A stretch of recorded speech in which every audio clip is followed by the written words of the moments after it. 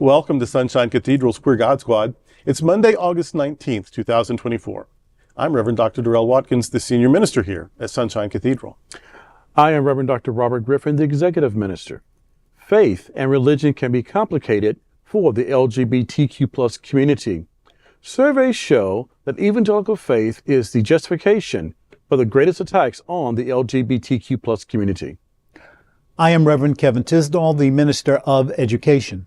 The Queer God Squad is going to explore our religious community. Let's explore the big news of the day and what it means to you.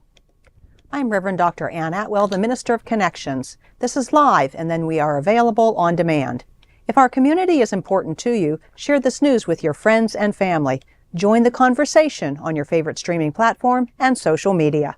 At Sunshine Cathedral, we're here to tell you that you are God's miracle, not God's mistake. This is the Sunshine Cathedral perspective. Vice President candidate Governor Tim Walz has a strong history of queer allyship. National Guard veteran, retired football coach and social studies teacher, former member of Congress and current Minnesota Governor Tim Walz has been chosen as Vice President Kamala Harris's running mate as she seeks the United States presidency. Walz's resume certainly appears to show him to be qualified for the position. Moderates like that he's from rural America, went to State University, and enjoys hunting and fishing. Progressive like his statewide universal school lunch programs and healthcare hygiene programs. Moreover, Minnesota is considered a business-friendly state that is also concerned about the environment. And if he becomes vice president, Minnesota's Lieutenant Governor, Peggy Flanagan, will become the first Native American woman governor in the United States history. But on top of all of that, what Queer God Squad loves about Tim Walz is that as a heterosexual football coach in the 90s, he was the faculty sponsor of his school's Gay-Straight Alliance. He's still an ally, but no one should assume that is a political move. Though Walt doesn't frequently discuss his faith publicly, he refers to Pilgrim Lutheran Church and St. Paul as my parish. It is a congregation within the queer-friendly Evangelical Church of America, ECLA, which passed resolutions to become welcoming to LGBTQ plus people in 1991. Governor Walz has been an out ally for over a quarter of a century. What is not to love about? Amen. What is not? Yes. I love it. You know, like as soon as I got through my grieving mourning process of how this all came to be, then I was like, okay, I am Team Harrison Walz all the way now. And the more I hear him talk, the more I hear him speak, the more I read about his accomplishments, yay veterans, but his accomplishments as a teacher that has molded and shaped the minds over the years, football coach teaching principles and how to discipline one's life. I mean, he's been a role model for a state. I mean, a state that has always been a wonderful state in my opinion. But now that he has this opportunity to be on a national platform, only is a more of a leading example of what he can bring to what it means to be about good politics, good decency, good presentation. And short of being a Boy Scout, I don't know what's left for him to do other than he probably was. I mean, that's probably in the resume somewhere. But other than I think he has really brought a sense of balance back to what I was feeling so far left or so far right. And now I feel much more balanced because of his presence on the ticket. Yeah, there was others that she could have chosen. This is who she went with. And I'm 100% supportive. Yes. I mean, my politics as well as my faith leans left. My faith leans so far left it almost whips back around to the right. But I'm a left of center person. Just that's how I live my life. But what stands out about our national leaders to me most of all isn't whether I agreed with this or that. I super disagreed with a lot of Clinton's policies, like don't ask, don't tell, or whatever. Right. Which I think was done in good faith and was tried to keep from worse things happening or whatever. But still, and drones and whatever with Obama, there are things I've disagreed with. Right. And there was very little I agreed with W. You know what I mean? And but that's okay. You disagree with things. what stands out in my mind is just that President Carter was a good person. He is a good person. Almost 100 years old and still with us for at least a few more minutes. That President Carter, a super good human. What I remember about Gerald Ford is that he seemed to be a really good human, a faithful Episcopalian, a bridge builder, a mender of fences. What I remember about President Obama, mostly, is that he was a good person.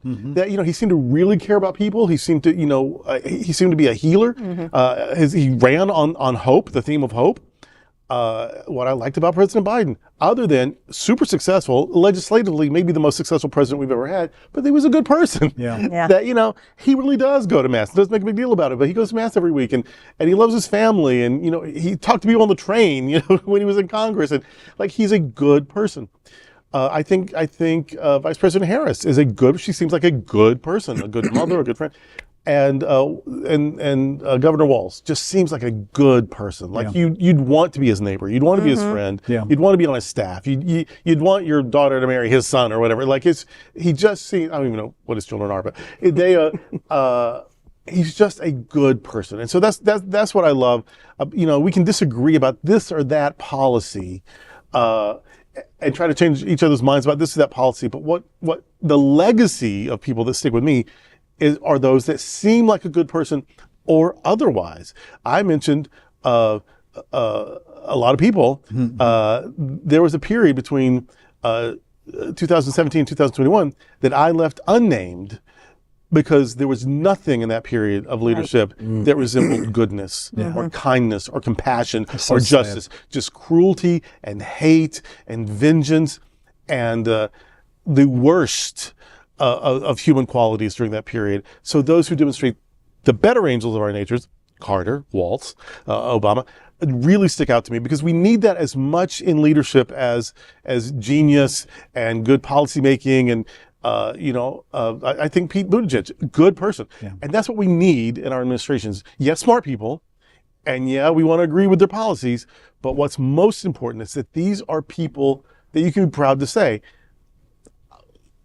whether or not I agreed with them, I agree that they're a good person. We need good people. And there was a whole 4-year period where there was a dearth of goodness. In fact, goodness was criticized. Yeah. And that is trying to make a comeback, and I hope it fails. Yeah. We need good people, and Walz is good people. Well, I think that we are seeing this rise of good people. And I would also say that Walz is kind of every person. Do you know what I mean? He's every person. People can identify with him. Every person can identify with him. You said just a moment ago you didn't know about Walz's children. His daughter, Hope, who was conceived by in vitro fertilization. That's right. I did hear that. Actually went to college. I believe she studied social work. And at Montana State. Right, and she is doing social work at a homeless shelter now. Wow. That's what she does. Good family. Exactly. Yeah, that's family values. How about family of that? good people. Yeah. Exactly. Yeah. And those are the kind of people I think, when she was vetting, I'm sure all of them were fabulous. I mean, I had my favorites and that kind of thing. But I liked Walz from the beginning because you could kind of identify with him.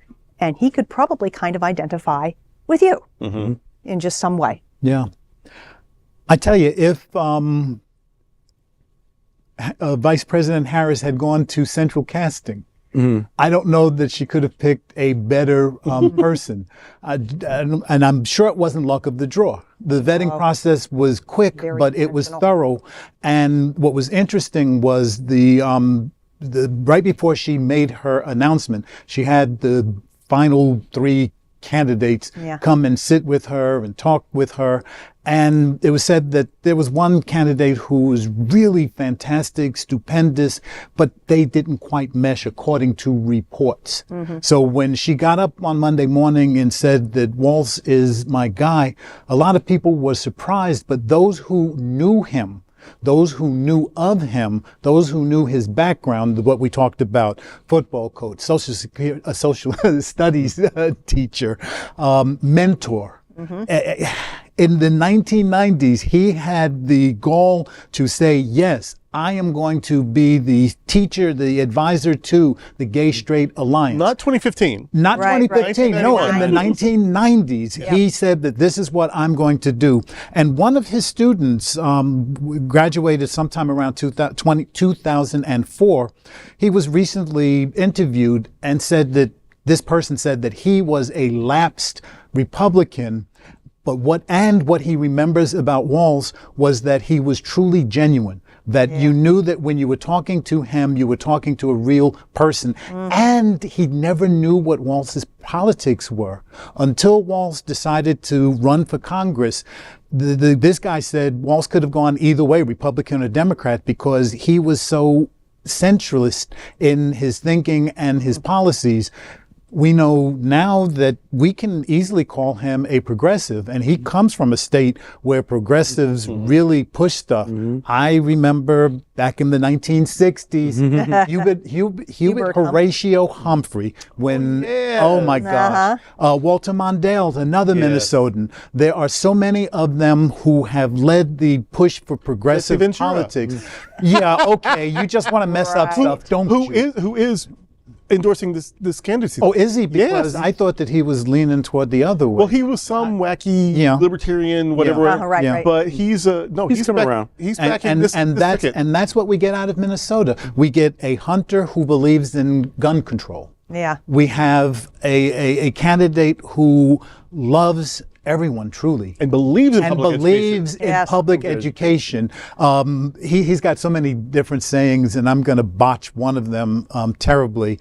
Said that we don't have the 10 Commandments in our classroom, but we have school lunch. Yeah. Food, Yeah. right? This is the kind of person that we need in politics, and yay, Harris Walz. Yeah, Yay. great. Jesus boiled the 10 Commandments down to love God and love people. Yeah. School lunches is That's right. in That's action. right. Yes. Is that in Right. action? Yes. Yes. All right. Well, that's today with the Queer God Squad. We want to thank you for joining us. We're here daily at 3 p.m. to have some fun and to discuss what our LGBTQ plus community is talking about. Sunshine Cathedral is the world's largest progressive queer church. Progressive, queer, and God are words that naturally should go together. And we are all in this together. Remember that. You are God's miracle, not God's mistake. Until next time, we are the Queer God Squad. Goodbye.